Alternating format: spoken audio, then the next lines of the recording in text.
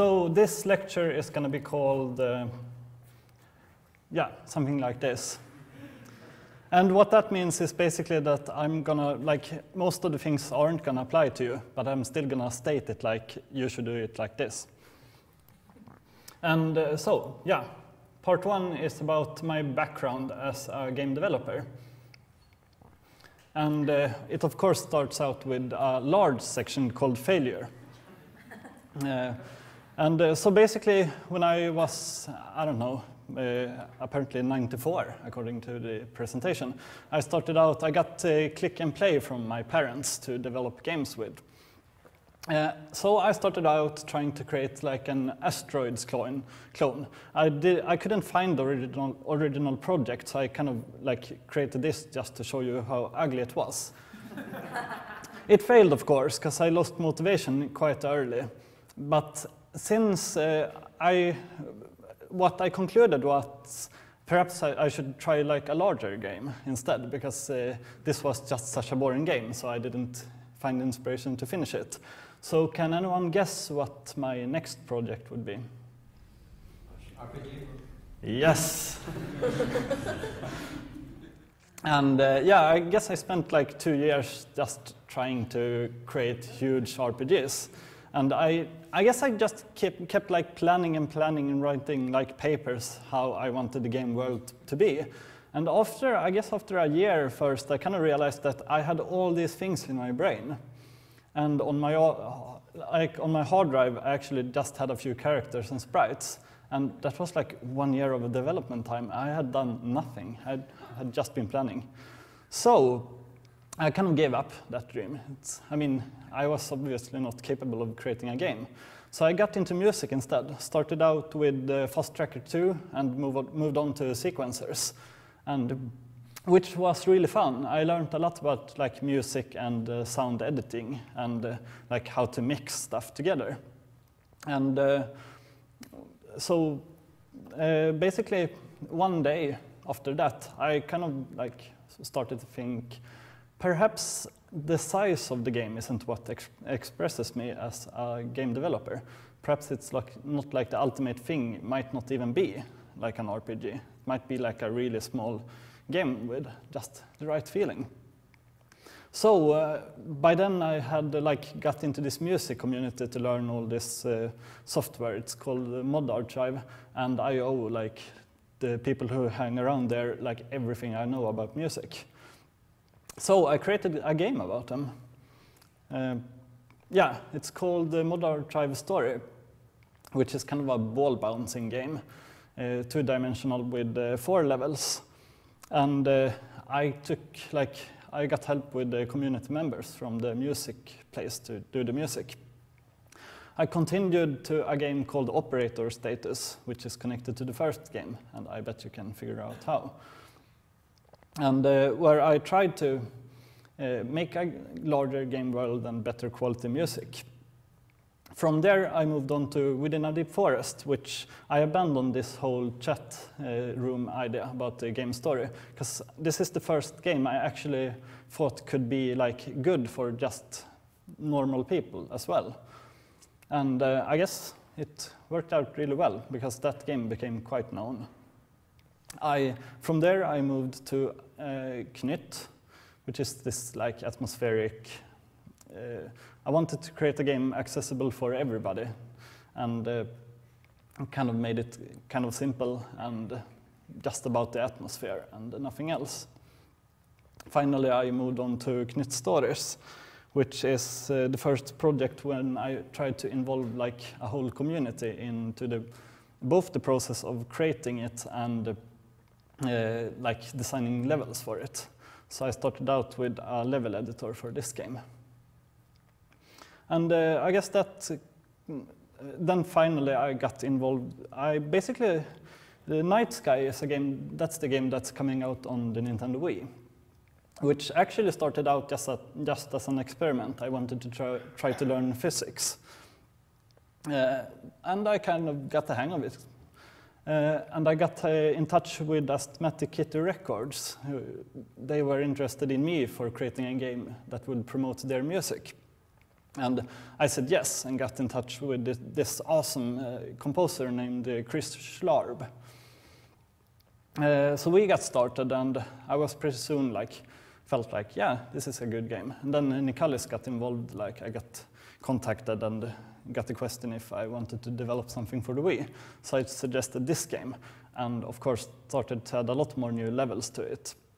And yeah, since I'm pretty quick with designing games now, so I guess I finished my work on that pretty much a year ago, and it's still taking a time to port it and get it up on the Wii and stuff like that. So in the meantime, I started to design this game Sayyida, which I'm gonna talk a lot about more in this lecture. Anyway, I guess that's my background. And one interesting thing is that all my failures up here, actually these are not failures. Kind of 50%, because the latest songs was good. Anyway, I mean, without that, I couldn't do any of this. So that's kind of an important thing, that it's probably a good idea to just spend a few years to fail, to learn. At the same time, I just wish that, why does so many people have to start out with large RPGs? Because it's still a lot more fun to actually release games as well. So, what I learned from all this, here's some random things that I learned. The first one is, your game is harder than you think, probably a lot. This rule is really, really important, because since I started to think about this rule, when whatever I did when I designed a game, normal people have been able to play it. And start out small, which kind of makes sense with everything I said earlier, and do it now, which basically means that don't plan a game forever, just do it. Anyway, I'm gonna have a look at the first rule again. Your game is harder than you think, probably a lot. And jump back in the presentation to hobby games. Because nobody can beat this game. Actually, there are a few people who can, but it's insanely hard. And I actually meant it to be like a normal game. And the second game, Operator Status, that was also supposed to be a normal game, which was almost as hard as the one before. Within a Deep Forest, that's my third try, and I aimed for creating a game with two modes, easy and normal. And then, from all the feedback I got from the testers, they said that this game is a lot harder. So I renamed the modes to normal and hard. But the game is actually hard/really hard.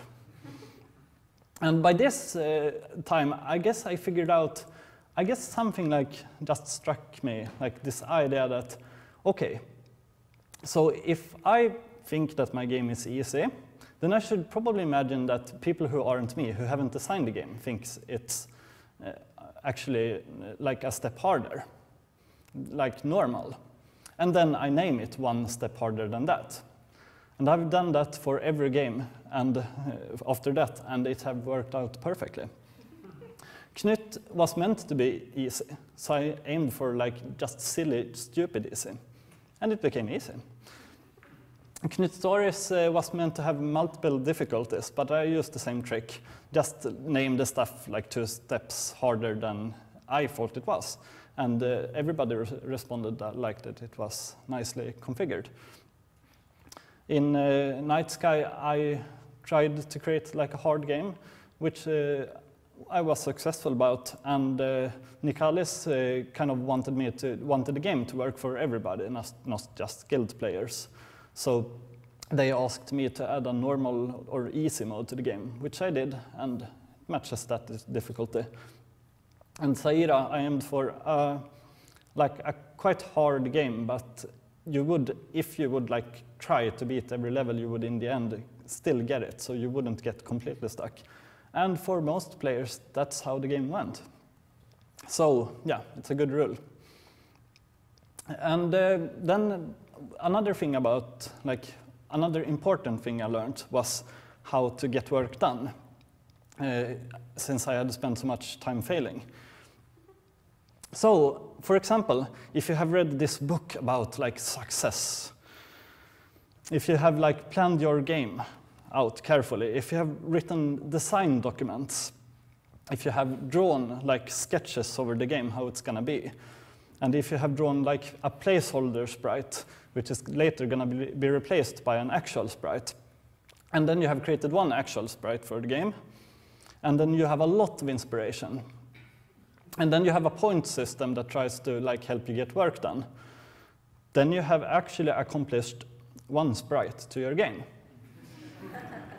So basically, yeah, just get rid of like reading stuff about success. The only rule to actually create something is do it now. Planning, nah, that's boring, it takes time. Design documents, that's extremely boring and takes time. Sketches isn't needed because you probably have it all in your head anyway. Placeholder sprites is a waste of time because then you have to do everything twice.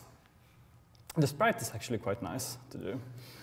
Inspiration, yeah, of course it's great with inspiration, but don't be dependent on it. Just create even if you don't have it, because some periods are going to be boring, obviously. And finally, a point system is pretty good, but don't let it take up any time, because that's kind of not the point about it. So to actually get work done, I try to focus on creating the actual content. And I use a point system. And the reason I mentioned it as a warning in the previous part was, yeah, it's good, but don't plan out how it's going to work. Just come up with something really quickly so it don't steal time from your actual development. But 1 point is usually equal to like 1 room in the game for me. 2 points is like 1 sprite. Then a sound effect is also like 2 points. 8 points is like a complete piece of music. And then I try to aim for 10 points per day. No matter what else I do, if I just plan or do random stuff, I should have like 10 points worth of content each day that I won't replace later. And that's basically how I try to get work done. So beginning a project. The reason, basically I rarely know what I will be doing the next day when I create a game. And that's sort of the idea of just skipping out this whole planning phase, and because it's kind of all my games are just randomly improvised. But to actually be able to do that, I have these 3 blocks that I actually do really carefully before I do the actual game. First one is kind of a game engine, like covering all the basic features. Like in this example, I can pick up boxes and throw them.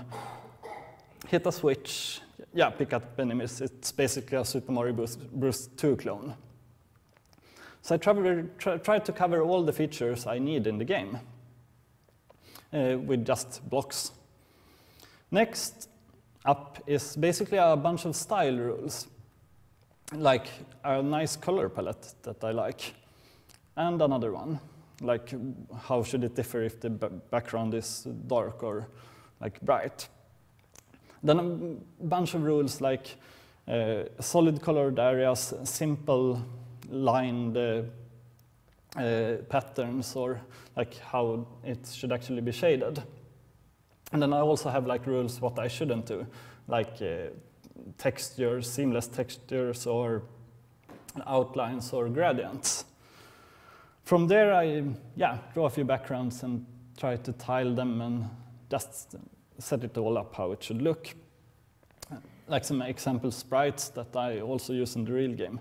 But it's also part of defining what the game should be. And also, like sprite sheets for drawing the sceneries and stuff like that. I define rules for what the music should be like. Should it be like Daft Punk, Mouse and Mars sort of stuff, but like a crossover with like darky forest atmosphere stuff? Or what kind of atmosphere should the game have in general? When I basically know all these things, then I finally define a bunch of logical rules. For example, it's really stupid if you can save anywhere and at the same time can end up in a pit that you can't jump out of. So I basically have a system to allow that to never happen. And of course, it's kind of easy to not make this mistake. But when you have like a bunch of power-ups that enables you to get to like new areas, it's kind of tricky to create a game where you cannot get to the wrong area too early and get stuck there. This is the system I used for Knut stories to never run into this problem. I first create an area where I somewhere in it place power-up A. Then when that area is designed, I introduce new areas which you can only reach if you have power-up A. And then somewhere in one of those new areas, I put a new power-up. And then by adding new like paths that require that power-up, I basically, yeah, I think you get the picture. It basically makes it impossible to get stuck, just even if I just improvise the level and never know what they are going to look like when I start creating the game. So yeah, like when all this comes together, I guess you actually get kind of a game that, yeah, could look something like this.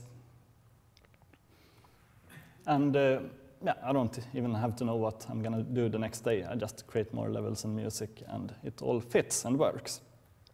Another great thing about this system is, of course, that it's very easy to work with other people as long as one person kind of decides the rule set and then just tries to tell the other people about it. And because I have worked with a lot of people, Knut Stories had like, I don't know, kind of at least 40 people in the credits list, all adding quite small things. But I never ran into any trouble with cooperating with them, because I had all these rules defined. So I didn't even really control them. I just kind of told them what to do, and it worked. Anyway, that's part one of my lecture. And now to some random stuff. I want to talk about explosions, just because they have annoyed me in games so much that I just need someone to tell this to. So yeah, I'm going to show you a boring explosion.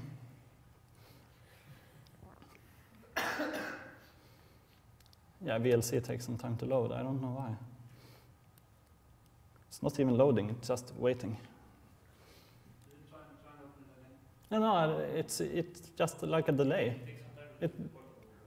This just happens every time. I don't know, it's just a delay. I'll play some elevator music.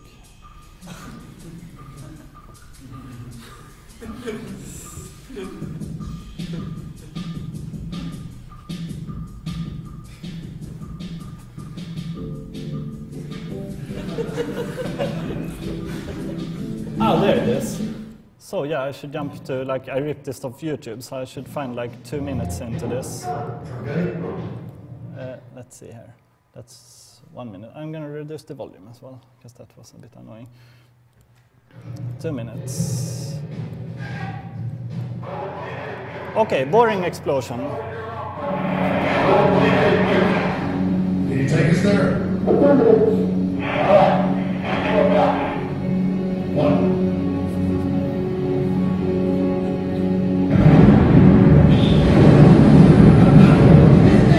That's stupid, and that's what happens both in all the movies and all the games, almost at least. Why do they do that? They kind of pull it off nicely in Fallout 3, though.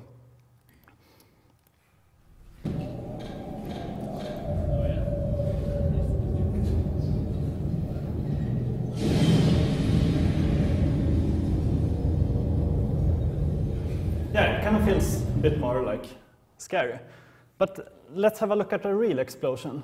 So, I mean, this is how it actually is. 10, 9, 8, 7, 6, 5, 4, 3, 2,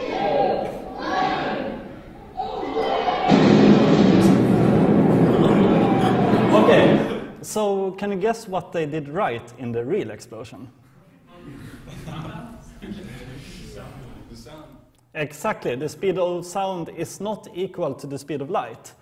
If it just goes like instantly when you see the graphics, it's not like really that powerful, especially since everybody does it that way. I think an explosive is massive if it actually comes later, because it's then so unexpected. Anyway, that's just a random opinion I wanted to say.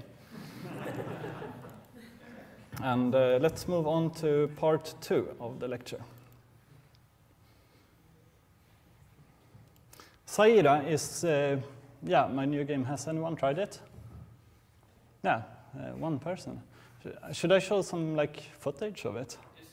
Perhaps so you get the idea of what it is actually like. This is my first commercial game. I released it like 1 month ago or something.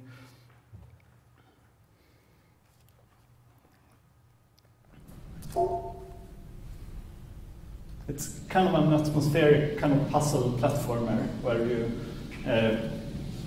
yeah, jump around and try to obviously solve all the puzzles in this level. It's kind of boring. I wanted to show one of them. It's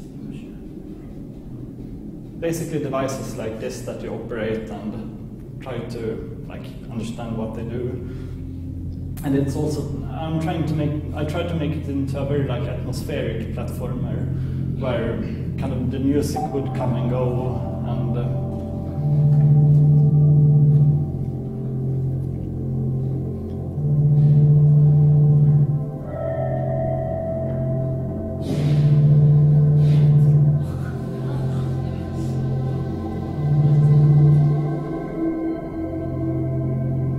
anyway, I'm going to talk a little about that game. I guess this game took a year to develop. We were 2 people who did all the main work, and then a bunch of people who contributed to a feature called the radio, which is basically a simulation of an actual radio, which works pretty well. I began this game 1 year before I actually started creating it. Basically, I had this idea that I wanted to create a game like based on the photographs that I had modified and put into 11 layers. So when I actually wanted to start this game, I already wanted to have like a library of at least 1,500 photographs. So I started to capture lots of random stuff. I had no idea how I would actually use it, but I like kept capturing, I guess, like anything I could find, and just sorted it carefully into a directory structure. And yeah, I'm sure you recognize the building, etc. And the next step was kind of the same thing, but with sounds. I have a microphone, actually identical to this one, which I also like carry around everywhere, and recorded basically a lot of random stuff, like a match head, a locomotive while we're kind of going on the train. I actually went, this sound I did after having started the game project, because I actually needed it, but I went into like a camera store and asked them to sample like different cameras. And finally, I have a lot of recordings of me. For example, I found this piano in a church where I just sat down and just played random stuff and just kept the microphone on. It's probably like 1 hour of music, I suppose. That most of it is just crap, but then there are these like nice short portions when I actually managed to play something nice. And again, I had no idea what I would be using these recordings for. Then I get this game idea. I want to create like a platform game where all the people in the universe has mysteriously disappeared except one. I have this idea that the player should be able to take photographs to remember like clues in the level instead of having to memorize them. And I wanted the game to be like about space traveling. And I wanted it to have like a radio simulation. So I had this basic ideas. Then I did what I talked about earlier. I kind of defined all these 3 blocks, all the rules. set up a simple level editor, which kind of, yeah, looks something like this. You can move around objects and, yeah, move them between layers and stuff. So, yeah. Next step, import the Frenchman. Jan van der, I still can't pronounce his name. He actually lived at my place for 5 months to help me with this project. And he studies at some university, I think, in France. So anyway, he created a quite neat tool for the game. We needed a lot of different characters, like enemies and stuff. So he created this awesome, basically it's kind of an algorithmic character creation kit where instead of drawing the stuff and animating it, I kind of just define how many number of feet it should have, and it kind of increases the shape of the tummy, stuff like that, which allowed us to get a lot of characters done really quickly for the game. That's pretty neat. And then from there, when we had all these tools and all these guidelines specified, we just improvised the entire game, more or less. He created half of the music and so on. And now I want to show you how these photographs, sounds, and stuff actually ended up in the actual game. I guess it's going to be a little bit of some spoilers. So if you absolutely don't want to see it, then close your eyes. Anyway, mushrooms. Locomotive. More locomotives. I'm gonna see.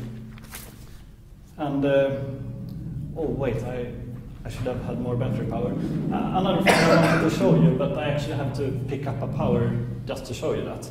That's gonna be quite quick. I'm gonna cheat to get there. I need to do this. Charge the ship batteries.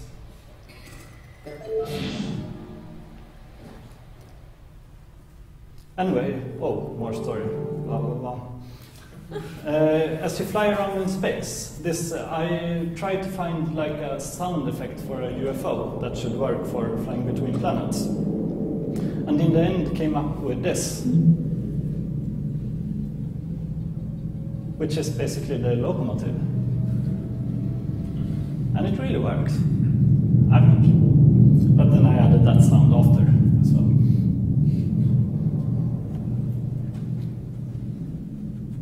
Anyway, next thing is I'm going to demonstrate a problem I had with a plasma cannon in one of the levels.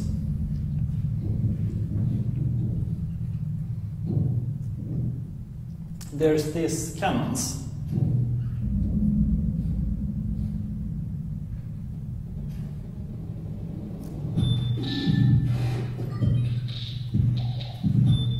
Yeah, the problem is, did you hear what they actually sounded like? I guess the music kind of got in the way. Anyway, what I wanted to show is basically I have this huge sound library. Lots of sample CDs I have purchased on the internet. They are all really, really crappy, because when I had that plasma cannon, basically all the sounds of a plasma cannon in a library are kind of like this.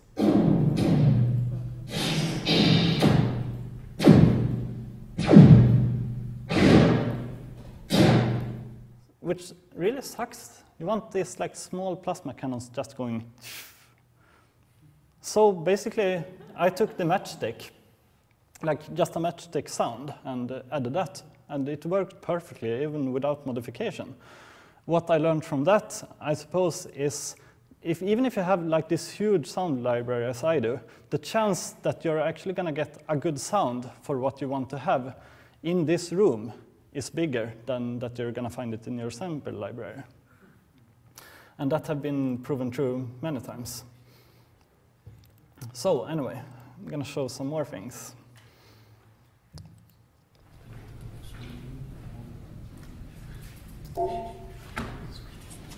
Yeah, this is basically the camera feature, which is the sound I recorded on my own, or one of the ending sequences.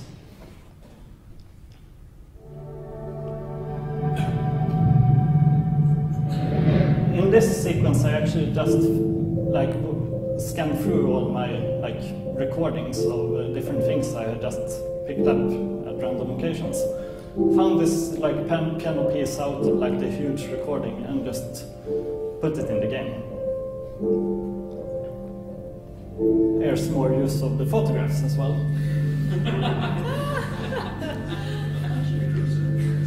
So yeah, I guess that's kind of what I wanted to tell you about the development of this game. I wonder if I should, now I have a few different ways to go from here. Are any of you like interested in sound design? Yes. And are all of you good at it already? Because then it might be pointless to teach you this. But you all know what an equalizer is, right? Because one of the rules I have in my games are like, I want there to be atmosphere sounds all the time. Even if I want actual silence in the game, I just put a white noise. I really like silent one just to actually fill it up. Otherwise it just feels like the sound card isn't outputting anything. That kind of breaks the illusion. But a kind of neat technique that I've discovered and want to show you is a noise trick I used for atmosphere sounds. Let's see here.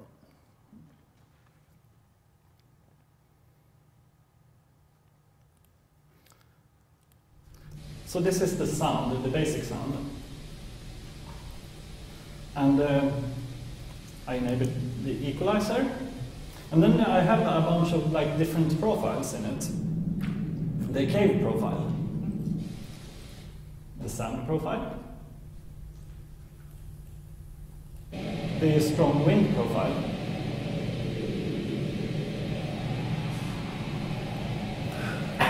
and the like wind in the grass kind of profile. And this is like the Arctic wind profile.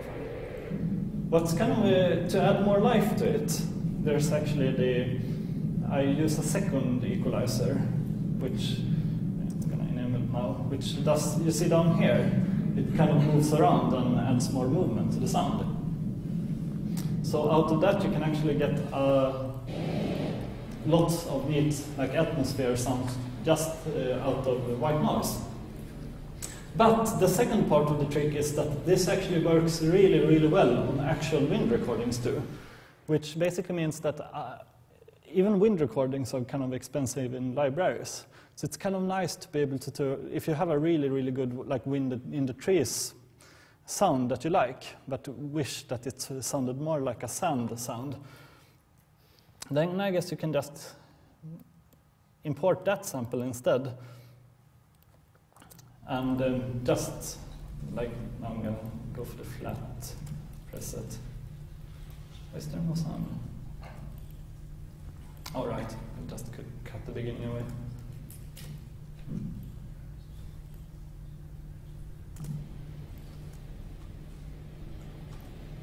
Yeah, so here's basically trees in wind atmosphere.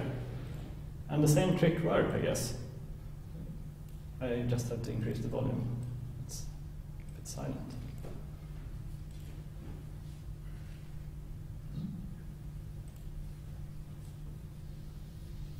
There we go. So here's the same sound with like the sound preset, like sound preset applied. I just have to modify it just a little bit.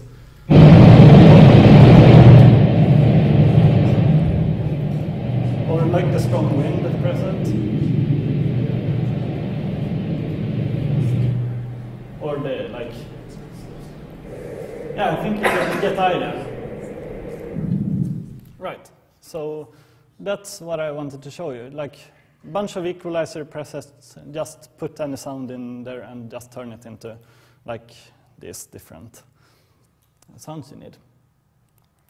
I don't know if it made much sense, but let's see.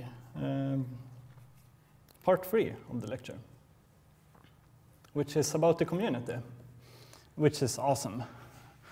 This thing about, I think it's about when I released Within a Deep Forest, I kind of built up this forum on the interwebs.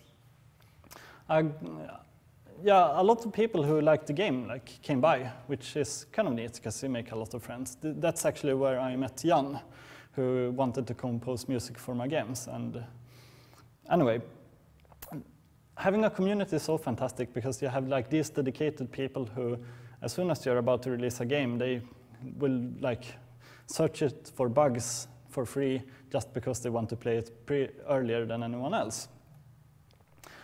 For Knit Stories, they actually created probably around 150 to 200 tile sets. I didn't use them in any of my own levels, but the point was that I wanted the game to come with so much extra graphics material so people would have a lot to choose from when building their own levels, which actually meant that all the custom levels were very varied. Then there's the other thing, like these creative ideas that the community member comes up with that I would never have thought of, that they like add to their own levels. And I guess it's an interesting experience to play other people's levels in your own game. Because if you just create your own game without any level editing capabilities, there's no surprise element in it for you. But this kind of adds that.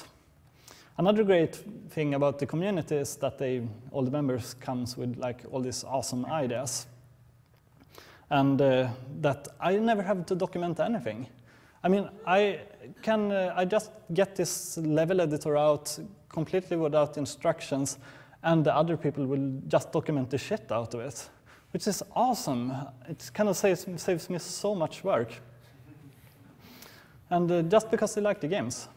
There are some downsides to it. I guess it's the trolls. Everybody knows about that.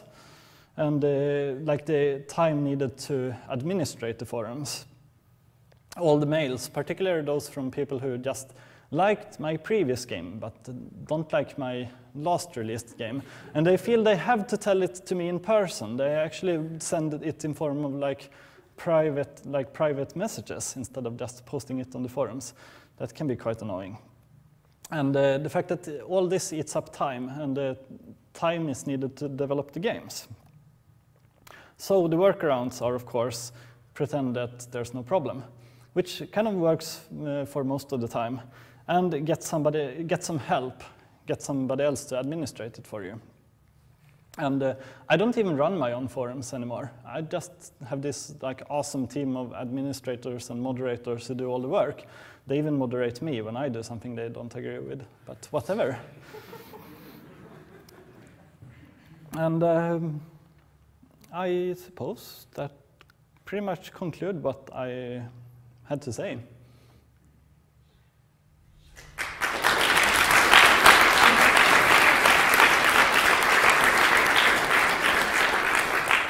So why don't we open it up for like maybe 15-ish minutes of questions, and then we'll be just hanging out for a little bit afterwards.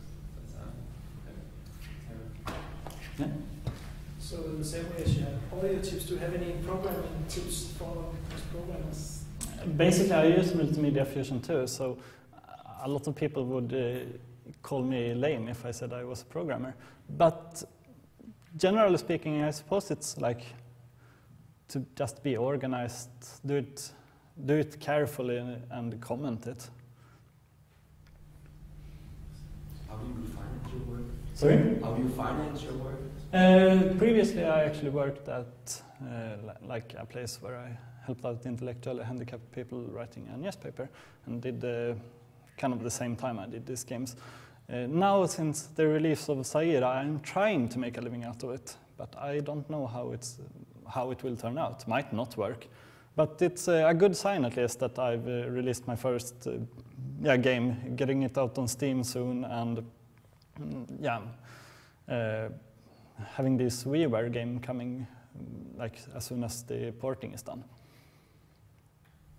So do you see yourself as kind of an indie musician, for want of a better phrase, as much as a game designer? Are they similar, or? Yeah, basically, I guess since I actually managed to do music a long time before I managed to complete a game and spent a lot of time on it, as well as the fact that I spend probably half of the time designing a game just doing music and sound, I would say I'm probably as much musician. Yeah. Did you do anything to spread the word about your games? I guess in the new game, since it's commercial, I sent out all these press releases.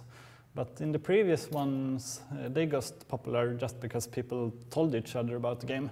But I guess that's more common for free games. So I'm still kind of working on strategies to, what if I could release a freeware game with an expansion you can pay for, and I just like that. Because that might make people speak about the game more. I don't know. I have a question regarding what you said very early in the first part of your presentation about communicating with others and just wasting time doing preparations or planning or writing and all those things that you can totally skip them. And I found it fascinating because you kind of seeing all the games you have been developing, they kind of strive, instead of differentiating of making new gameplay, you strive always for the atmosphere. So in that kind of sense, do you think, or do you believe, because you also suggested that you have no problems communicating with many people, that atmosphere is much more easily to communicate with other people rather than game design? I suppose that could be true. It's particularly true since I'm also the only one who's actually programming the game mechanics. So in terms of that, I don't even have to communicate with anything else about the game mechanics. So perhaps I'm just in a kind of comfy seat when it comes to that. Your games in general seem very non-violent. Is that on purpose? It's kind of weird. I really like violent games. I play a lot of as violent games as possible. But it kind of feels weird because I make these worlds that I really care about, like these creatures which I really like, and it's sort of weird to sympathize with a hero who just runs around and destroys all these things. So it's not because I'm opposed to violence, because I'm not. I love violence. I love Tarantino movies. But it just, I don't know, it just turns out this way all the time.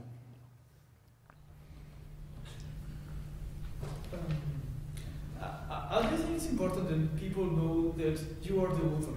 Sorry? I mean, that you are the author of the game. I mean, now that I've seen your games, and I've seen inspiration, and I'm able to join all these informations together, I'm much more interested in the games than before. So do you think that it's important for people to know that you are the author, you are the artist making the game? In one way it is, and in another way it isn't. I mean, I do care about, I want to, like, Nicklas to be this kind of name, which is, I want it to be associated with these atmospheric games and something which is quality and stuff like that. At the same time, I don't care if people even knows that Nicklas, that's me. Because it's still not, I'm kind of like a painter. It's the painting that's important, not the one who painted it. So it's a combo, I suppose. Yeah? A really silly question. Why platformers, and do you envisage doing any different form of? I guess I just like platformers a lot. And I think they're really funny games to create. And I don't have this need to like be innovative.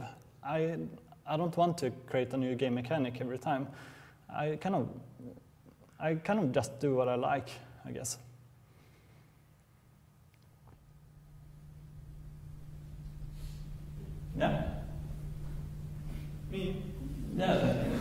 I'll take you after. All right. So, do you feel that Another World game is an inspiration for your work? Sorry?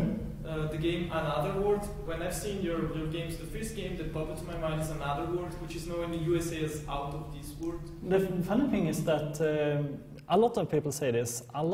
Tons of people like mention Another World, like when they had tried Knut and Knut Stories and all that.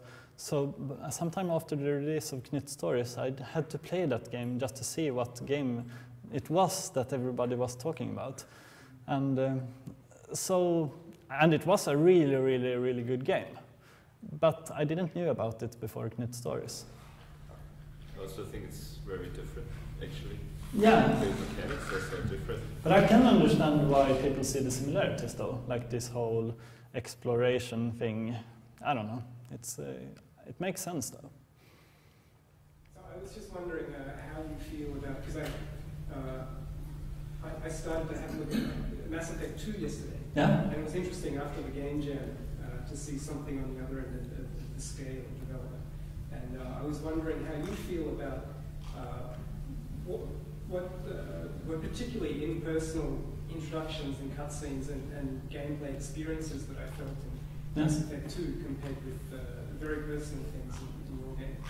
So how do you approach the experience of those larger games? I'm not sure I understood. Okay. Do you find them a bit ridiculous? Do you find them too serious in their approach? I don't know. I kind of like these games. I really liked Mass Effect, which I basically stole that space travel thing from. But I guess I try to make my own games less. Even though I try to add a lot of feeling to the games themselves, I try to never use any superlatives or anything within the game to explain anything. So I guess it's, yeah. Well, yeah, you choose. Okay, good. Yeah. Also at the beginning of your presentation, you talked about not doing all these stuff, but only doing sort of stuff that added to your game. And how do you see that in relation to when you're working in teams? Like, it seemed like you're pretty much independent, but again, you work with this other guy. You want to, I can't remember his name. But if you're not really writing anything down, or if you keep it all in your head, then one thing is, how do you really communicate it? And do you see these things you have presented as applicable to working in maybe smaller teams? And how do you avoid sort of changing your idea in your head? Like, when I have an idea, it's constantly evolving. So if I don't put anything on paper, I might end up not getting anything done because it's constantly expanding. Yeah. To me, I guess since I just improvised the level, suddenly I realized I've kind of began working on this forest area. So what I do is that I find an artist who I know composes music and trust that he's going to do a good job. Then I tell him about what I'm actually. This is what the area looks like. This is how it's going to feel.